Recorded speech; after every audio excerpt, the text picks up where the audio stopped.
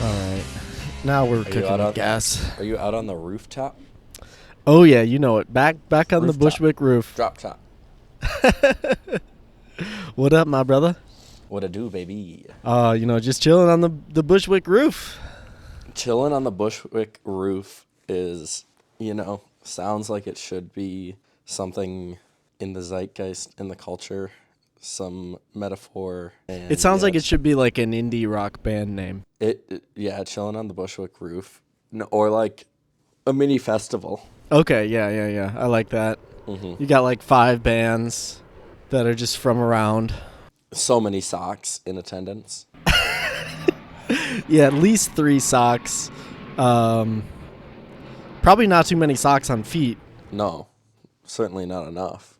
but socks in the crowd for sure. And so many, like way more trust funds than should be acceptable for the quality of music being made. Yeah. So I'm on the Bushwick roof. You're in the cross at home, presumably. I am. You gonna make sure that your pod records the entire time this time?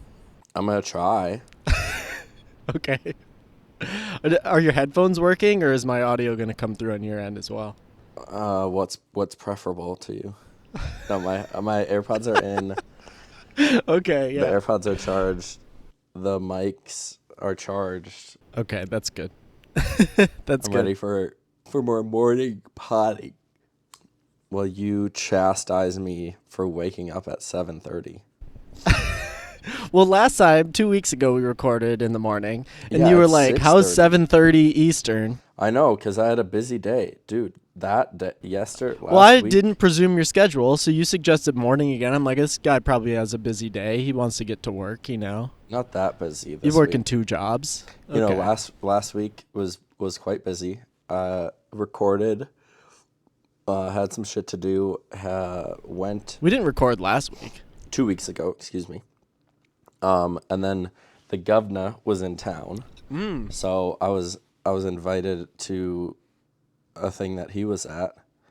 Had to go do Did you that. say hi to him for me, like I said? Did. I said, my boy Oh, nice. Alex Heisel says, "What up, my G?" He said, "My guy, it's And the he said, Heisman." That's my fucking Hollywood. That's my boy. That's my G. The man on the Bushwick roof. I love his new EP. Yeah. So you had a busy week, but you don't have a busy week this week? Yeah, and then I met with, I had a meeting with a political meeting, and then Abby and I hopped on the train heading to Chicago. We were there for a few days, took the train back, but I got off in Madison, and then last week on Tuesday, I drove myself and 7 youths to Philadelphia. Damn. And then Sunday drove back. That's a busy time. I mean, you told me that you were going to be occupied. Yeah. And it sounds like you were. Yes. All across the country. I was putting on the miles. How was being on the East Coast for a few days? Dude, it was hot and muggy as fuck. It finally, just like in the last 2 days, it like finally cooled off to the point where I could like not have the AC on overnight and leave my window open instead. Man, I feel because it was only getting down to like 80 at night. Yeah, no. And then it would be like close to 90 all day. Yeah, I feel like the earth hates me because I got back to La Crosse just in time for the corn sweats.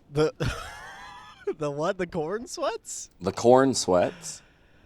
This is you're gonna have to explain this to me. Have you not heard of this? No, I don't think so.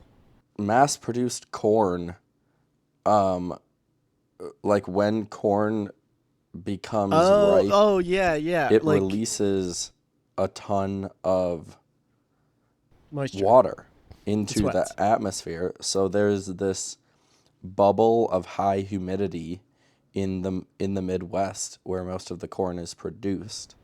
So this is why we should stop making corn for like feed and ethanol production. We dude, should only eat it. if Jimmy thinks he's never wrong, only early. I've been anti-mass-produced corn since fucking middle school, and you know this, man. You know this. I've had the corn It's is not because the of the answer corn sweats. sticker. You just don't. You don't want to have the corn sweats. Yeah. So yeah, you're just getting wrecked by Mother Nature, is what you're saying. Yes. It's now super humid and hot in Wisconsin because the corn is schwitzing. Yes. Yeah, right now we gotta we have a stop doing that. 93% humidity. That is insane. At 7:30 in the morning. You know what our lowest? It's raining right now, so we're gonna get down to the low humidity of 64% today. Wow. And then right back up to 80 overnight. And a high of 91. Yeah. And then So tomorrow, it's still going to be 60% humidity after the rain, and then it's going to be 91 degrees at 4 o'clock. yeah, and then tomorrow we're going to go between 91% humidity and the low 73% humidity. Sounds fun. Yep. Sounds real fun. Live, laugh, love. Well, I'm sorry to hear that. But it is our 3-year anniversary. Yeah, happy anniversary, my guy. Yeah, happy anniversary, Nick. It's like we're technically a week or so past. Anniversaries are whenever you say they are. You know what? Tell that to my wives. Tell that to my wives. Apparently, July is a big time for launching podcasts because I was listening to 2 other podcasts this week. TrueAnon and Effectively Wild also were both celebrating their anniversaries. TrueAnon, in spectacular timing with their number 1 story coming back into the news, Epstein, just turned 6. And then Effectively Wild just turned old enough to be molested by Jeffrey Epstein. They're 13 now. Jesus Christ. So this podcast is a teenager now. Nice.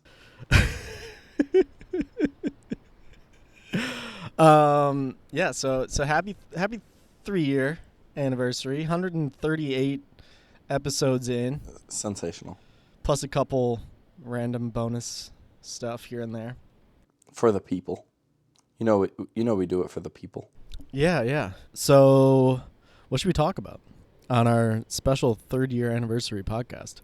Do we want to exchange love letters or just kind of normal business? Well, I didn't prepare any love letters. Wow. I could probably, freestyle something, but let's just get into it. All right. Let's get into the meat and potatoes. Probably best. I don't want to cry on mic. Yeah. Cold open over. I'm Alex. I am Nick. This is your favorite podcaster's favorite podcast, Only One AirPod. I want to get started by talking about I've had a rather busy and active week so far, and talk about some of that with you. So Monday morning, 9:30, I'm like, okay, let's just, get my day started, get up early. I walked there. At 9:30. Okay. And yeah. No, I just mean you gave me shit for getting up at 7:30 a.m. being... Okay, well, I woke up today at 7 Eastern. So... Yesterday I woke up at 4:15 a.m. and I went and fucking bawled, baby. Well, good for you. So I walk all the way to the dentist, and I made a very bad logistical decision and wore my loafers sockless, which I have done this year, but not enough because I just haven't had a reason to. And just destroyed both of my feet. Have had huge blisters on the back of each heel and one on my pinky toe as well. So that was rough. I get to the dentist, everything is fine. Everything's finishing up, and my hygienist is okay, just be 5 more minutes, I'm gonna put the fluoride on. I'm like, oh, okay. I'm like, that's kind of odd. As she's doing it, I'm thinking, and when she finished, I almost asked, I haven't had this done for years. I thought they stopped doing this. Yeah, I didn't know people still did that, TBH.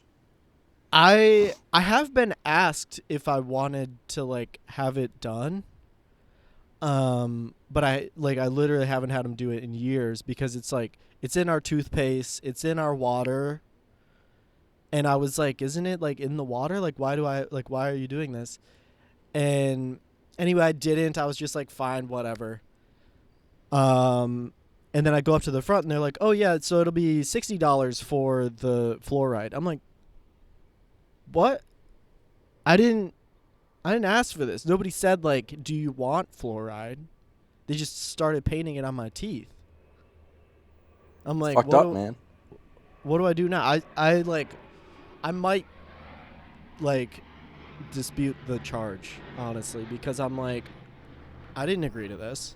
Yeah. So yeah, and then I started to walk back home. My feet are just like killing me. I'm like 10 minutes from home. This like dude stops me, and I'm wearing my like Brewers captain's hat. So he's like, "Oh, nice hat." I'm like, "Oh, thank you."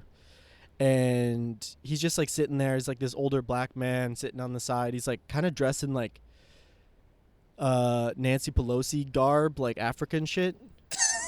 Okay, kente cloth. Yeah, he's dressed. I don't think it wasn't kente cloth, but it was like African style, traditional clothing. Okay. Sorry, I don't know all my different types of traditional African clothing. And he's like, "Oh yeah, I have this like, I'm like a massage healer. Like I do like pressure point and I can like balance you out and like do all this." I'm like, "Okay, cool. Good for you." He's like, I'll show you where I work. Like, you come inside." I'm like, "No, I'm okay. I'm okay, but thank you." And he like gave me his number or like made me take his number. Then he like texts me like a bunch of different like weird positive memes. He's like, "Come back. Like, I'm right here." I'm like, "Okay, cool. Baby, very come nice, back. but baby, come back. I am not trying to get abducted or molested or murdered here, so I'm gonna go home." Without you. He was very nice. I don't think he was gonna do anything violent or negative, Mm-hmm. but that was an odd encounter. He just saw your pain and suffering, and wanted to help out. I thought I was looking pretty. I was giving him very positive energy, but maybe he saw something deeper. I guess not. Yeah, and then I started to walk the rest of the way home, and I'm like, "Oh, dude, my feet are killing me." I had to hop on a city bike just to get home. And then yesterday, smart person that I am, Always learning. Yeah, exactly. It wasn't that bad, but I went to the Phoenician Scheme, the new Wes Anderson, that new Wes Anderson movie, all the way up in the Upper East Side, at Lincoln Center. Great movie. We can talk about it if you want, but I think one of my fave Wes Andersons, actually. Interesting. Glad I saw it in the theater. And after which I walked like 6 miles, like halfway home. My feet were hurting the whole time, but I was wearing like socks and shoes, so it wasn't like getting worse or anything. Good. There was one. There were a couple. I was like, I'm walking in places that I'm not familiar with, like, just literally just walking generally in the direction of like where I knew I could get a train home. And as I'm walking, I walk by like, so I was at the AMC Lincoln Center. It's not like the true Lincoln Center. And I walk by the like actual Lincoln Center, and they're doing some like event there, outdoor event. It was Lincoln Center's Summer for the City, and like they had some sort of like live stage put up, and I just thought it was funny that it was set up right between the David H. Koch Theater and David Geffen Hall. Oh, rough.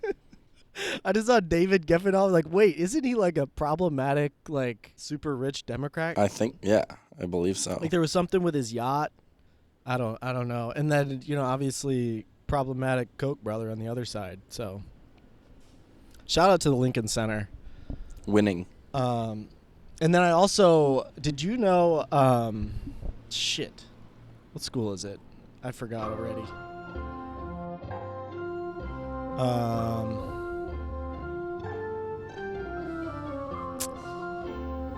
We'll cut this.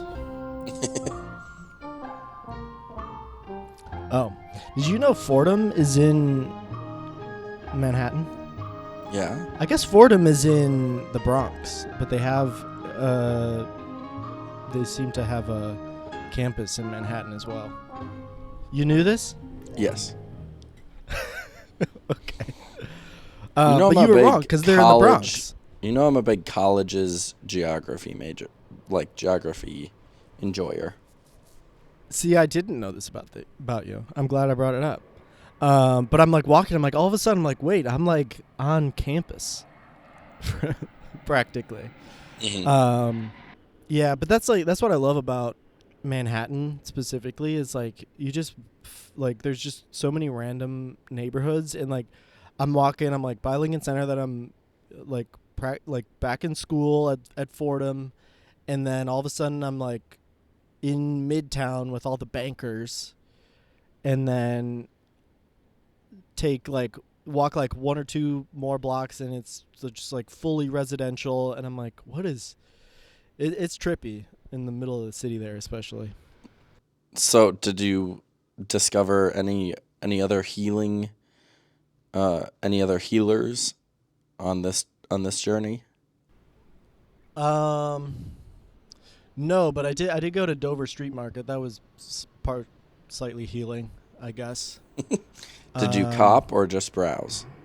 I just browsed. It was their sale, and I like considered copping, but like they it's like everything that is like 1,000 plus is 70% off, but it's still like $400. Yeah. And then if it's under a certain amount, then it's like 50% off, and it's still like $100 or like $200. So I was like, unless I find like a super duper deal that I like have to have, I'm like, there weren't any super great deals. But it was fun and it was air conditioned, so I got to escape the heat a little bit from my walk. But yeah, that was my Tuesday. And then I woke up this morning at 7. I came up to the roof, set up, and I'm like, I feel like Nick probably be ready like 7:30 or so, maybe 8. I'm like, fuck, I gotta shit, go back down, and then I'm just like, I texted you, I'm just waiting. I like lay down in bed watching ESPN, and then finally 8:30, and I finally. All right, dickhead. I got my ass up and I potted. Yeah, and I appreciate you getting up and potting. Thank you. That's enough about us, at least for now. Yeah. We briefly touched on this a couple weeks ago, in the part of the podcast that ended up lost to time. I'm kind of glad that it was lost because it's gotten a lot crazier since then. Let's talk about how Trump has handled this whole Epstein situation. By just ignoring it and it's going away.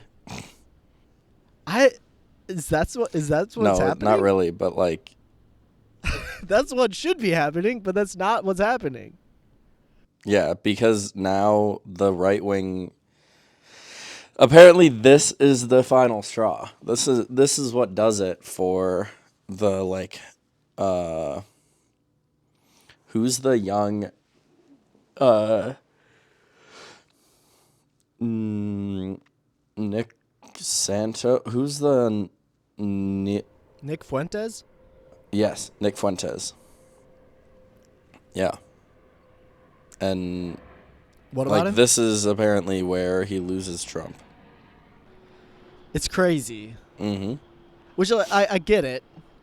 I get why his base is like honing in on this and has an issue with the way they're handling it, but I just don't understand why they're handling it this way.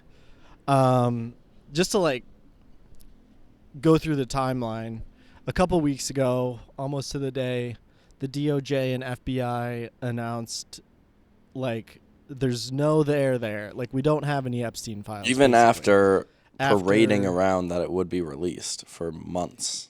Pam Bondi is like, the files are on my desk to review, and then apparently there's nothing there. I mean, I guess like I don't know if like there are files. I don't know if they have like if they just determine like, oh, there's like we don't actually have like a list of people, which like I'm sure they don't have like there isn't a list. There are lists. We have lists. But there's not like a list of like these are the people that I have blackmail on. And so I guess, they were like, actually there's nothing that we can really release.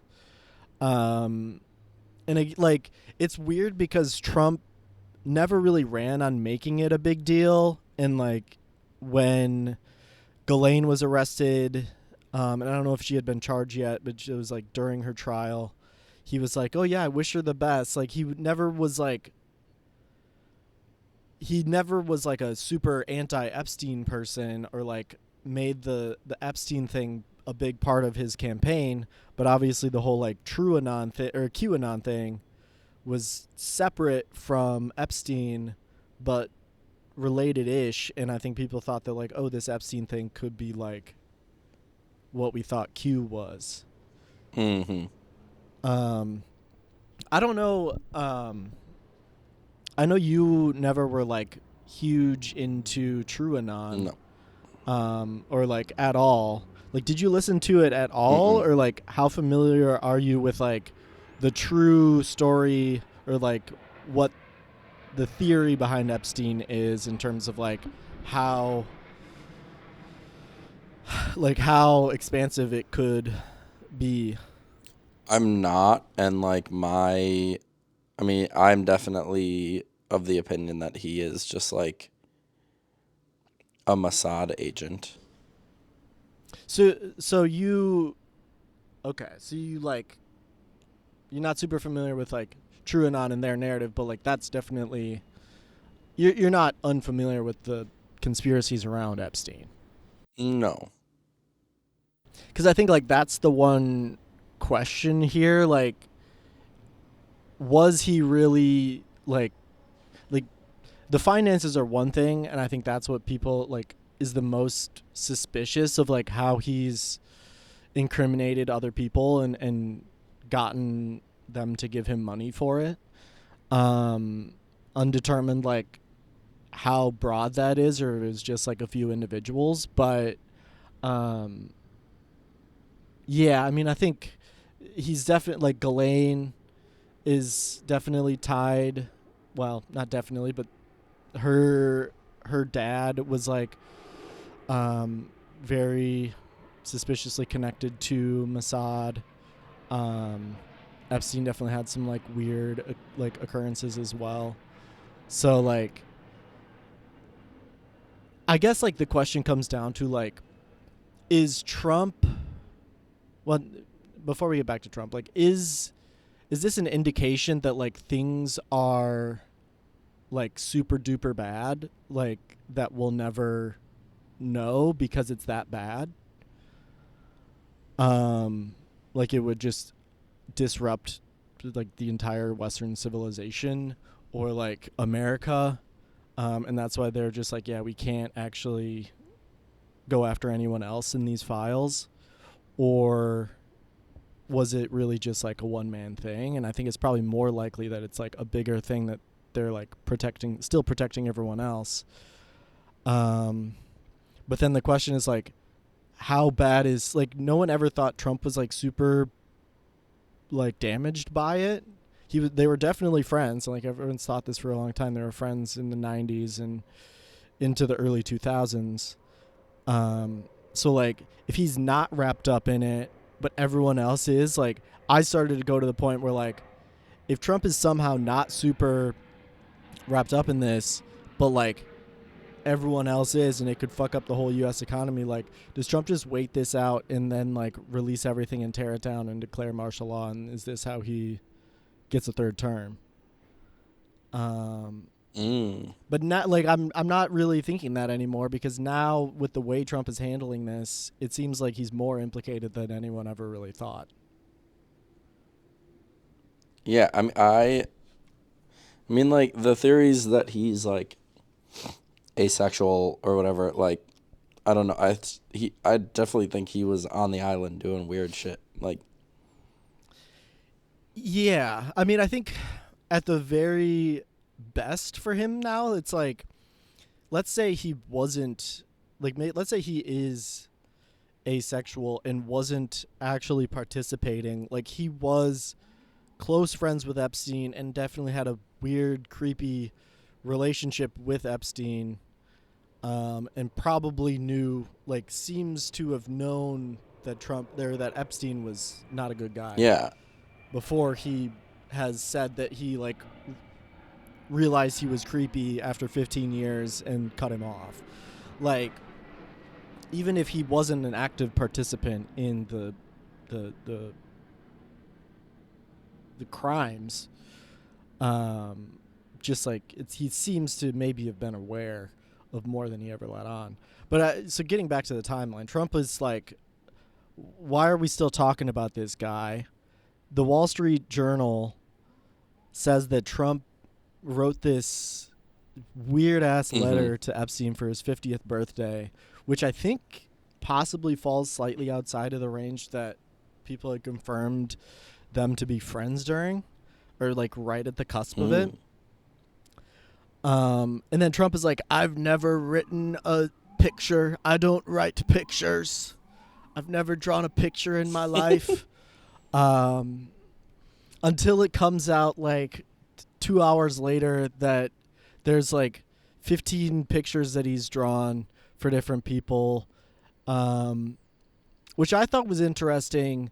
All of the other drawings that I've seen him make are buildings. Kind of like Hitler. Really likes to focus on the architecture. I didn't know that Hitler painted buildings. Yeah, that was like the thing, is he just like never painted the people in his buildings, or in his paintings. Okay. I see. So yeah, failed artist to another. I think it's funny, the idea that Trump only draws two things: buildings and women, which makes sense. I think those are the two things that Trump cares about the most. Yes. And dude, the note that he wrote just was crazy. bizarre. It's the craziest thing. And it has to be real. Like, it has to be. There's no way that Rupert Murdoch publishes this if it's not real. Crazy. He's just such a bizarre freakazoid human. Like,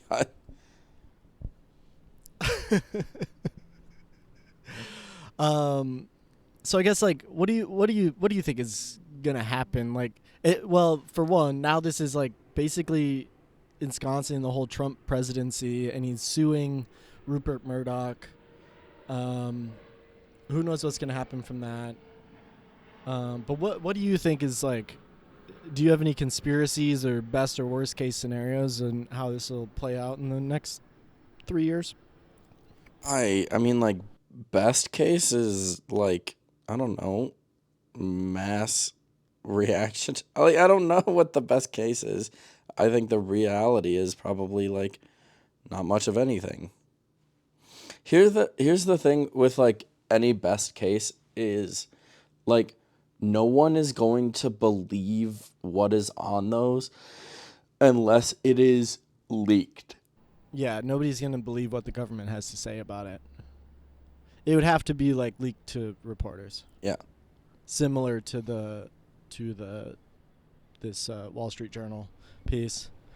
I mean, I think like the best case, and I like we can get there and like how best this case really is, but like I think the best case is like Trump just keeps digging in, and it gets worse and more stuff comes out and completely encompasses his presidency.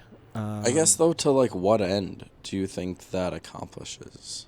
Yeah, and this is where I'm also like, is this really the best case? Like, let's say, like, best case scenario that could come out of this is, like, he somehow gets impeached over this and, like, actually removed from office, but then you have J.D. Vance. So it's, like, it's not even, like, a good thing.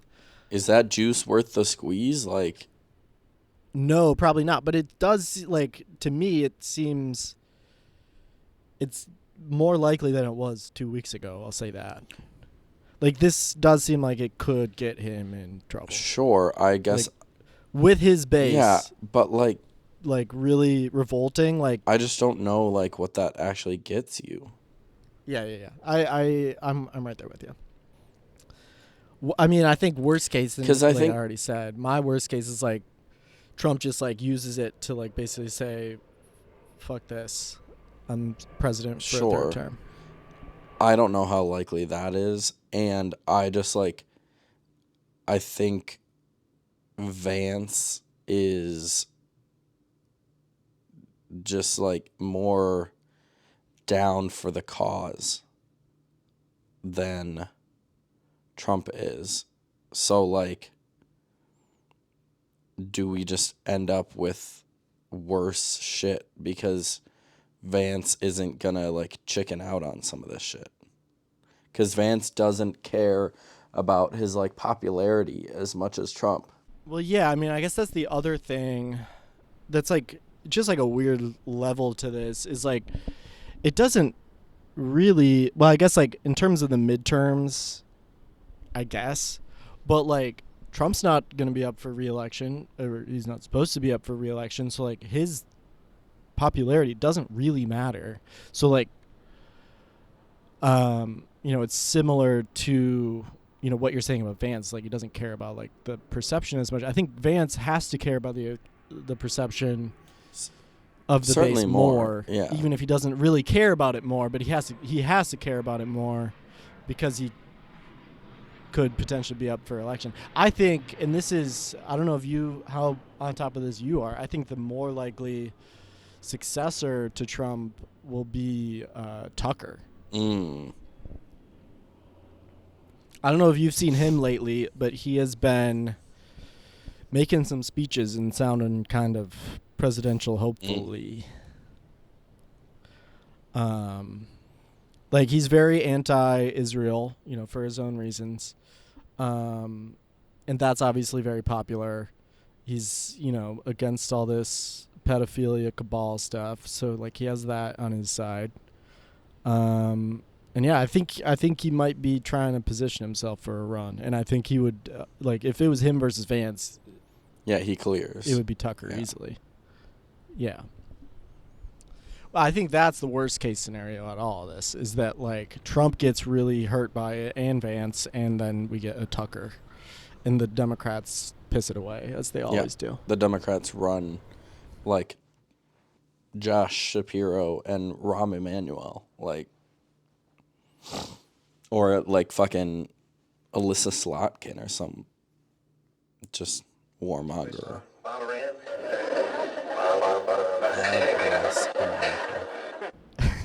God bless America. I think there's no, just to wrap this up, I think there's no better time than the present for you or anyone listening to this to dive into TrueAnon. Because I think they have the best coverage on it. They've done all the research on the case, and now, like, the stuff that's being reported by, like, mainstream news is stuff that they've been on for 6 years, and they're, like, you know, they have all the theories. So listen to them. Shout out to Brace and I'm spacing on their co-host's name. I want to say no. Liz. Yeah. Did you another politics thing not in the podcast space or the pedophile space, but the fascist space? Did you see Mehdi Hassan's debate versus 20 far right conservatives? I did not watch it. I saw that it occurred. I have no intention on watching it. I didn't watch all of it. I watched like a couple different people reacting to it, like parts of it. Yeah. Just crazy what people say publicly on the internet these days. Mm-hmm.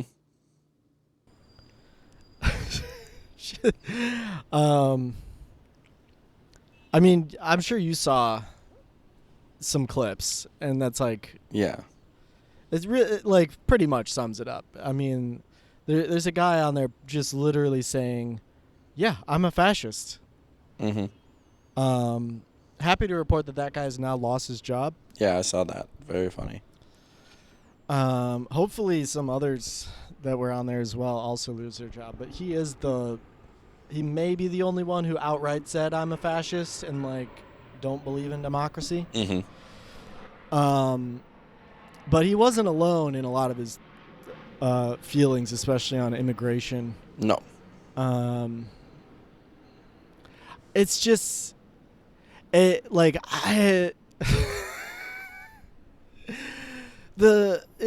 for me it's the way that like conservatives and Republicans and like as you go farther right, everyone just conflates fascism with being the right-wing version of communism or socialism. And it's like people like now after this guy's been fired, people on Twitter are like, why don't communists also get fired for having their positions that they do? It's like, well, first of all, like I don't think anyone is out here on Jubilee or anywhere really like firmly in the camp of communists. Like some people are, but like most people are like socialist, democratic socialists, and that is very different. Even communism, Yeah. is very different of an ideology. Don't do that, dude. We've never had pure communism. Like, Yeah, well, but the point really is communism, socialism. It's the ideology or like the idea behind it is literally just like a theory of how you control and distribute capital. Fascism resources is a defined resources, capital resource. Yeah. And fascism is deciding arbitrarily that one ethnic group is superior to another. Mm-hmm. These two are not the same. Like, they're not equivalent in any way. No, dude. I don't. You're like, no, you're getting that wrong, man. I don't. Yeah. And that they even like started to complain that Mehdi like refused to debate the fascists, and he's like, you can't debate a fascist. You just can't. Mm-hmm. You can talk to them, which he did, and like he explained, you know, here's why I think you're wrong, but he's like, I can't debate you because your conclusion is not logical. So like you can't debate somebody that thinks that way. It's like honestly shocking, although it maybe shouldn't be, how many people are just like open about that these days. Yeah, I didn't find it particularly shocking, unfortunately. But also, I mean, yeah, I get, for me this is my like favorite phrase, like I was shocked but not surprised. sure. I think it would be very funny. It wouldn't. It would be like such a waste of time and like harmful. But I think it would be a little hee to have Danny go up there and be like, this isn't fascism. This is just like get real into the weeds on it. Like, I mean, yeah, I want I'd love to press like Danny on that a little bit more, especially as things have changed in the last like in the past 6 months of the new Trump presidency. Like, I think you have a great you had a great argument, especially during Trump 1, that he is not a fascist. And even now, like, is he really a fascist? Trump isn't. No, Trump isn't. But I think he definitely has authoritarian but they're leanings, and he. But this is Danny's here's whole what I'll point say. is like to call Trump a fascist is to remove any responsibility of previous U.S. presidents who have implemented the same authoritarian actions, just less brazenly or less boastfully. But like Obama was doing the same fucking shit. Bush was doing the same fucking shit, just extricating Arab people to Gitmo. Like, that's the same as sending them to El Salvador. Like, there's no difference. There's no fundamental difference. But Trump is this, like, guy who runs around and bang and, like, is a bull in a china shop. So we have to call it something different. And that's like why, yeah. Yeah, I hear you and Danny on that argument. I think there's openness for debate in terms of the scale and now the means. Like, he's literally talking about getting rid of the 14th Amendment. Like, that is very different from past administrations. And yes, like, Obama was the deporter in chief and the fucking drone bomber in chief. Like, not to excuse any past presidents, more tame versions of fascism, but like. But this I is the think thing. there's It's a not notable fucking difference. fascism, dude. Like, it's fundamentally not fascism because it's been going on since before fascism. Like, how is extricating indigenous Americans not the same fucking thing? And it absolves the American system from this responsibility. I agree, and So but I it's think not you can fucking critique, fascism. So, like, yeah. But at what point does it become fascism? It's not, because we can agree why does that it at need a certain to? point, and I'm not saying that it is there. But why does it need to? We can say that at a certain point, fascism is a thing, right? But it's an incredibly specific thing, and why isn't it just like American authoritarianism? Why isn't it fucking Protestantism?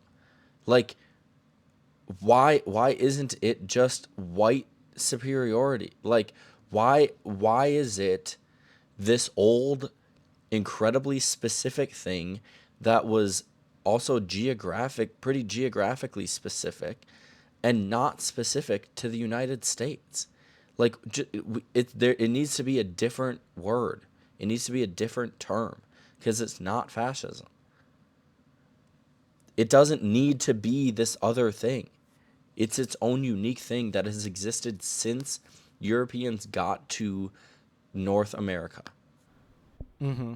I hear you. I think, is it a more or less effective kind of like shorthand, let's say, to use it as to like identify these like authoritarian and ethno-religious supremacy parts of America and Western colonialism that have been present in America, since its founding, but are now being accelerated, and calling, like, is it harmful to what they're doing to say this is fascism in a similar way that the right tries to use the, words of socialism and communism against the left? Like, is that effective in like saying like, hey, this is actually like really bad and this is very Clearly similar to it's like not. what Nazi Germany. Well, Like, okay. I feel like we've shown But- that. Like, it's not. Because they don't give a shit. They're like fucking reclaiming it. So But so to me, if anything, if now you have people out here saying like, I'm a fascist, I hate all immigrants, I think all brown people are less than, like, aren't people feeling like when people feel like they can say that out loud and do, they show how dumb they are. But And like, so they is get then fired. And but then by that they don't logic, win so the are debate. you, and so is every liberal who gets up and calls them fascists. For the record, I'm not doing that. Okay. We're just discussing. I think Trump is like proto-fascist, and I think it's leading to somewhere like that's why I think Trump is different. And like I think you can use the word in relation to him and his policies and his followers because he is accelerating it to a point where fascism is like actual European style fascism is a closer possibility than it has been ever in the history of the United States. Just based on his acceleration of it.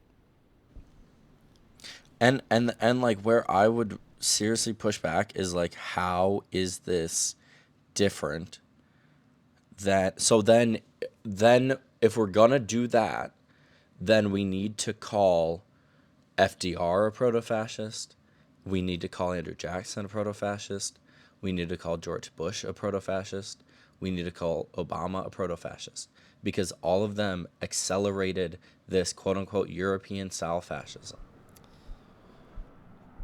Okay, fine.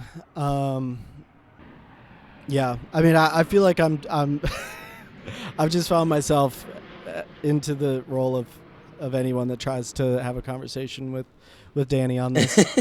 And I don't think we should have Danny back on to talk about this because he would just do what you're doing, but better. Well, thank you. Fuck you, but thank you. I mean, he would be saying basically the same things, but he would be more. He would have more facts and reading to back it up, rather than just listening to Danny himself. Sure. Yep. And yeah. I'm teasing you. No, I think that what you're saying is very much what Danny would say, and I don't think it's necessarily wrong. And I think you really, like, if anything, like, you couldn't call anyone, like, a proto-fascist until, like, the next guy pops up and is clearly, like, this guy is a fascist, and, like, here's what directly led to that. And if that is Trump, then you could say, like, yeah, this guy led to Tucker Carlson, who's, like, a real fascist. He paved the way for him.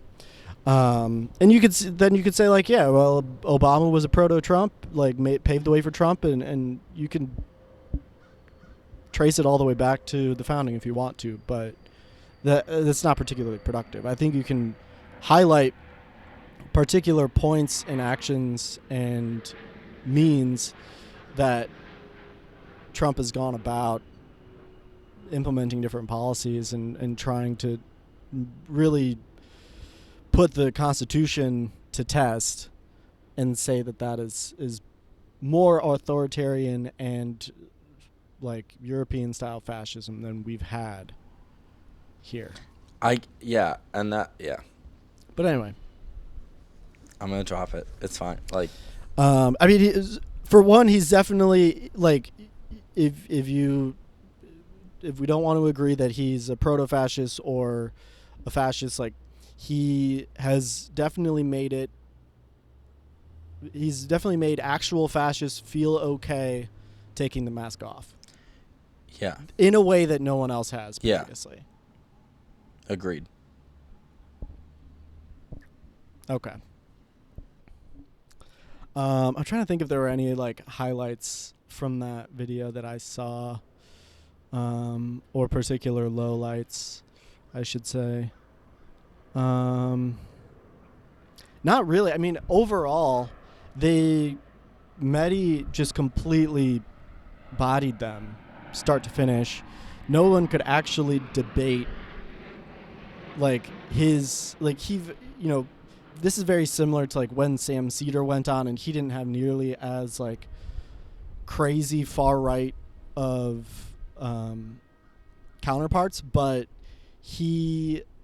they both were very careful in constructing their like arguments and had facts and reasons to back them up. And everyone that came up was like, "Oh, I don't really want to argue like your point. I just want to argue my point, which is that immigrants are bad." Yeah. It's just race. I mean, it's just racism. It is, and it's so like antithetical to the founding. Like I don't know how they. It's un-American. Yeah, I just don't know how they like write that. Like, Well, I course correct think that. I've seen and heard enough of these people. I think their argument is that all of the founders were white Anglo-Saxon Protestants. So therefore, we should be a white Anglo-Saxon Protestant country. And anyone that disagrees with that, especially if they are an immigrant, is wrong and is ruining our country and is invalid of critiquing anything about it, because that's the other thing. Like, people are like, why are all of you like, they literally believe in like great replacement theory, and they're like, all these people are coming here and telling us to like change our laws, and it's like, we're just trying to live our lives, man. Like Yeah. Crazy times we live in, man. It's beautiful. It's the big beautiful bill. The big beautiful bill. Man, I almost forgot about that shit, to be honest. How?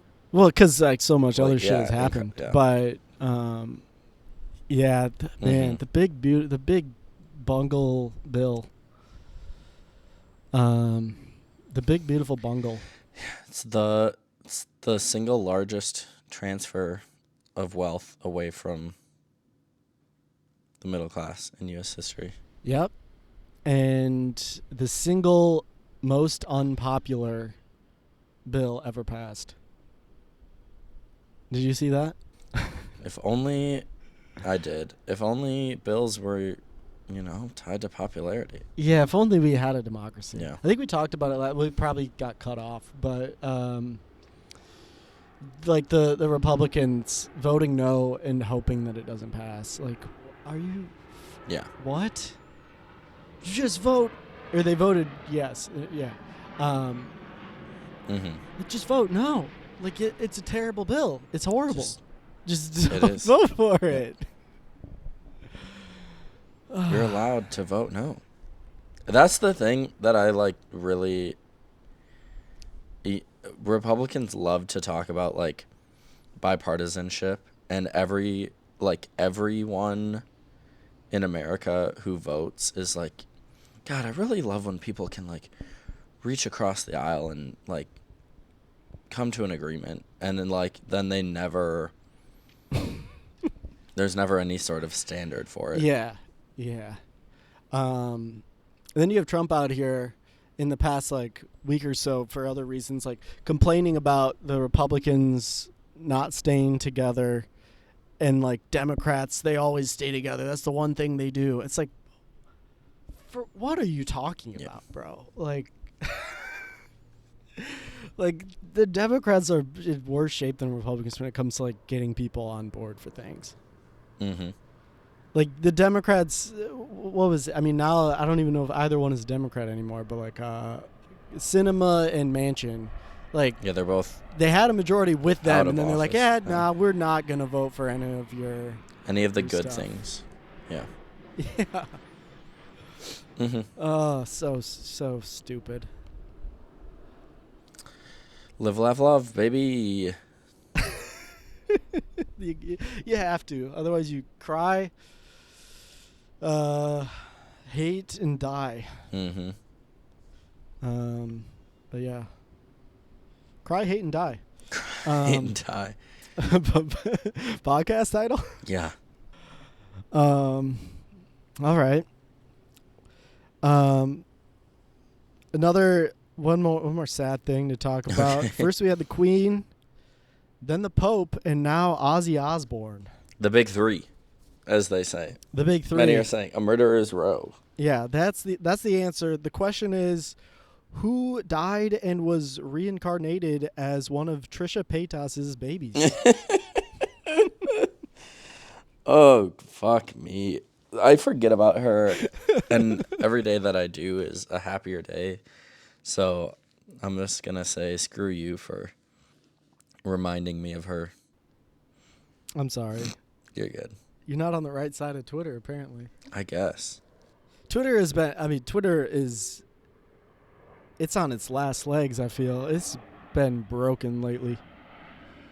I mean, it's been broken for a couple of years since Elon Musk bought it, but it's been particularly bad for me. I don't know about you. It's been, I don't know, not horrible. I just feel like the algorithm is just like, what is it doing? I don't know. No clue. No clue. Yeah, I think Trisha's probably happy to have a black baby for once. Jesus. I say that not because I think Ozzy is black in any way, but he was asked in an interview probably like 20, 30 years ago, like, who would you like to play you in a biopic? And he said Denzel Washington. Sick. Wouldn't we all, my guy? Yeah, man. Hell yeah. Any favorite Ozzy moments? From the years? Sharon! That's all? I don't know. My favorite I one... listened... Go ahead. I listened to Sabbath, but, like, never much, like, Ozzy on his own, you know? Never like a big The Osbournes watcher? No, definitely not. Okay. I was never a big watcher of it. I definitely caught it on MTV once or twice. But some of the clips have lived on in infamy. And I think my favorite one is he stumbles out of his bedroom. Hi, darling. Where are my beers? Someone took my bedroom beers. Someone has been in my room and taken my beers away from my room. Someone's been stealing my beers. And Sharon is like, I don't think so, darling. Who would do that? Who could possibly do that? Who's the beer thief? no one here is the beer thief. You're the beer thief. You're the beer thief. And he's like, he literally just groans like, He's drinking his own beers. He's clearly like blackout drunk from drinking a 30 rack of beers, and he probably passed out and woke back up, and he's like, wait, all my beers are gone. Who drank my beers? I hate when that happens. I hate when I drink all my beers and forget that I drank all my beers and blame it on someone else. Yeah. Happens to the best of us. A classic bungle. The other O'Bungler. The other, that's, many are calling him the other O'Bungler. Yeah. All right, I got one last topic for you, but did you bring anything to discuss this week? No, I don't think so. You've been too busy the last 2 weeks. I to think about have. anything. I really have. Your brain is just like at max capacity. You couldn't, like, nothing happened the last two weeks where you were like, we should talk about this. The only thing that's been on my brain have been like politics stuff, and I just don't wanna talk about it. Like, I don't know. We're waiting for Evers to make an announcement whether he's gonna run again or not, which is just gonna tip like 18 million dominoes, which could potentially tip a few more. So, yeah. That's what's been on my mind, is potentially is the like statewide elections that are going to be going on, and then any ramifications depending on like who might win those. Mm-hmm. What's the like? There's a state senator that's gonna run for governor if Evers doesn't run again, and then like if she were to win, then there would be a special election in the state senate, which in like high likelihood would be to control the state Senate with like a 1, maybe 2 seat majority. So, and then depending on like who runs for that, there might be another state assembly election to control the majority of the assembly. Like, so we need fucking Evers to get up on that podium and decide. Mm-hmm. Gotcha. Dominoes aside, with everything, this is one thing we haven't really discussed much. Post Zoran, what are the vibes on the ground in terms of, you know, more grassroots left-wing challenges to the Democratic Party? Vibes are good. I mean, Omar Fateh won the endorsement from the Minneapolis DFL. Okay. He is a DSA state senator in Minnesota. Nice. Dude, I sent you and Tom a photo, but I was able to procure some Zoran merch. Yeah, you did. At the YDA convention. Yeah, you did. That was sick. Hell yeah. Traded some spotted cows for it. Oh. I mean, that's some good currency outside of the state of Wisconsin.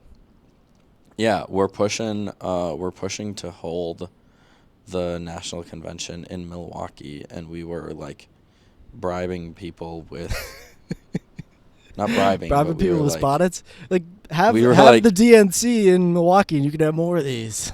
Yeah, not the DNC, but the Young Dems convention. But yeah, it was like, you know. Yeah, there's more of these in Wisconsin. Exactly. You can get more. What are they? Farmers ales.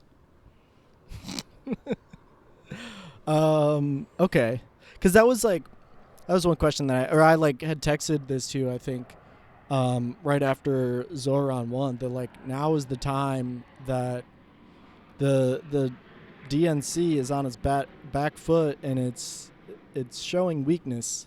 Like now is when it people is, have and to Ken like Martin stand up is and out say here like, hey. crying. Ken Martin is out here crying on Zoom calls. Like, get it together, my guy. Yeah, I don't know. Not that it's not okay for men to cry, but like you probably shouldn't be like 6 months into the job going, I don't know if I want to do it anymore. What is it? Who's this guy? What is his job? He's the chair of the DNC now. Oh, okay. It should have been Wisconsin's own Ben Wickler. Yeah, no, but it seems like, so in the intervening weeks since Zoran won the primary, it seems like the Dems are just doubling down, though, on fighting socialism. Yeah, it's great. It's so smart. It's the only popular thing in America, and they're like, that's too much. But are people taking advantage of that position, like, from the challenger side and saying, like, hey, we actually have a solution here? And calling them out? A little bit. It's also like, you know, it's sometimes it's hard to capitalize on moments when like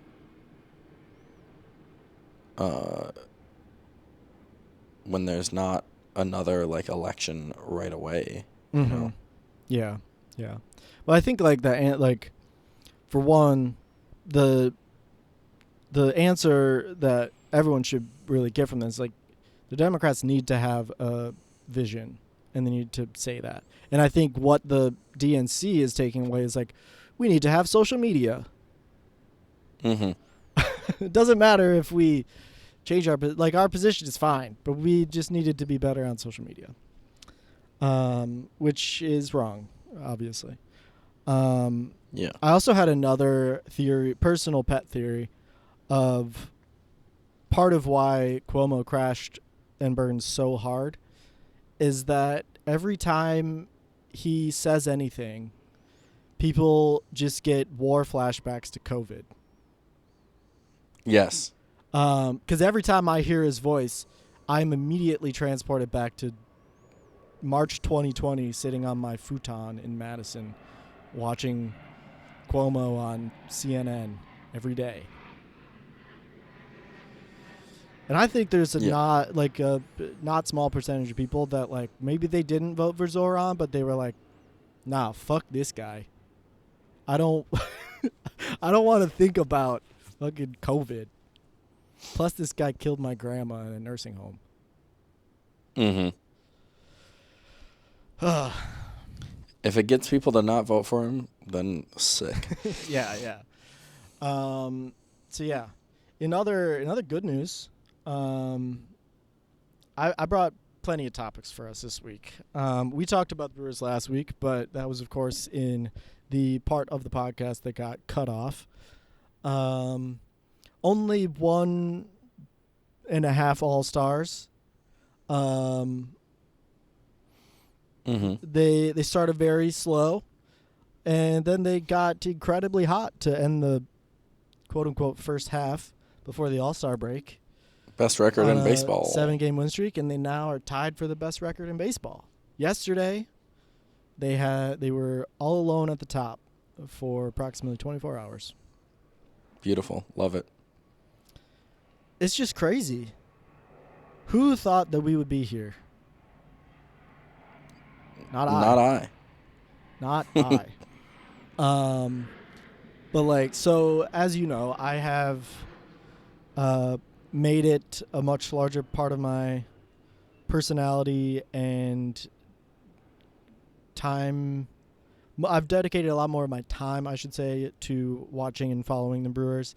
And on my Brewers Twitter account, right before, like, I think it was like possibly their first game of their winning streak, which they just lost last night, was the return of Brandon Woodruff, and he like pitched 6 innings, like gave up like 1 run or something like that. And I was like, with Brandon looking the way that he does now, and I tweeted this, like, this is the time for the team to be like, we can do this. We just need to, prove that we can perform. The team obviously did that. And now hopefully the front office will pay them back for it and get a bat or two. Because I think if they do that, they can actually make a run. Like, this could be the year. Which, like, if you would have asked me that, you would have told me in May, at any point in May, that the Brewers have the best record after 100 games, I would have probably just shot you in the face. Like, I just would have been like, no. Seems excessive.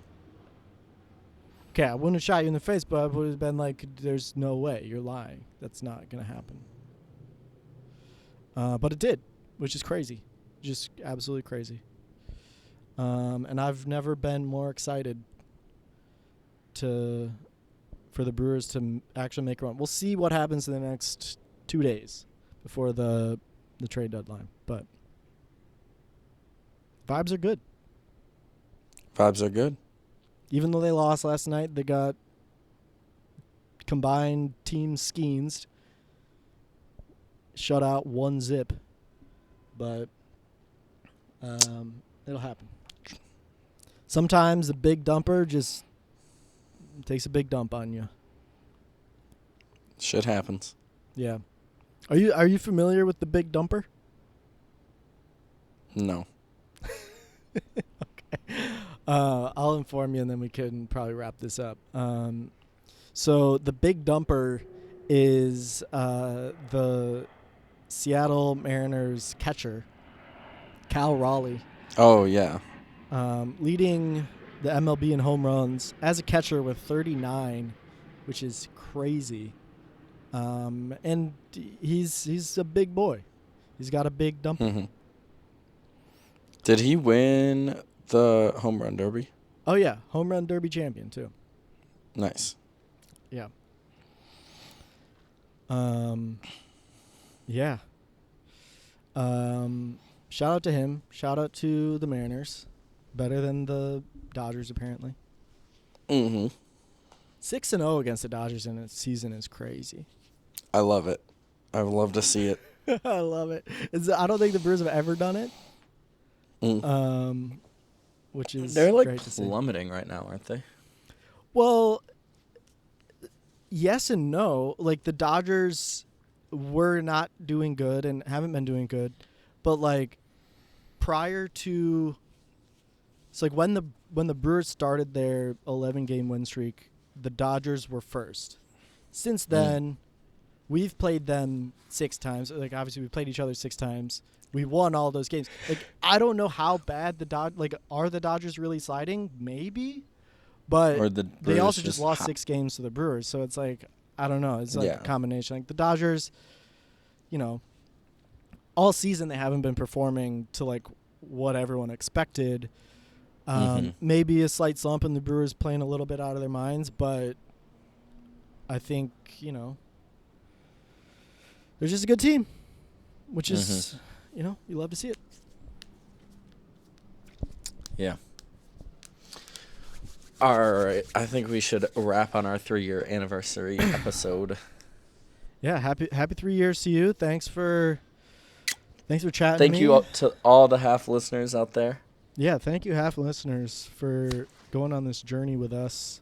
Long and wide stretching journey. Arduous 3-year journey of podcasting every week or every other week for 3 years. Sometimes a couple times a week and backloading episodes, Yeah, only the strongest can do it. All in how the sausage is made. Yeah. But I'll let you get to your day job. Thank you. Or your night job. I don't know how how it works over there. Hey, man. But it is 9 a.m. there. Yes. So presumably you're going to your day job, not your night job. Have fun with that, and I'll talk to you in a couple of weeks. Alrighty, sir. Bye-bye. Bye-bye.